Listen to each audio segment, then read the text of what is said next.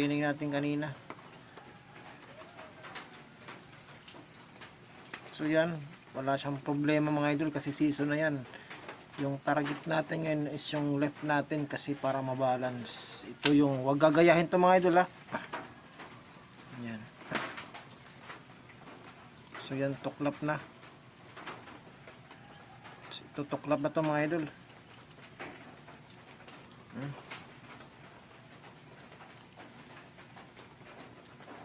Ayan. So okay na yan.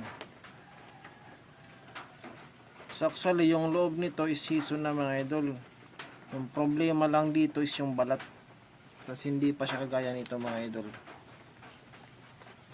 So hindi naman ibig sabihin na lahat ng kuan mga martial artists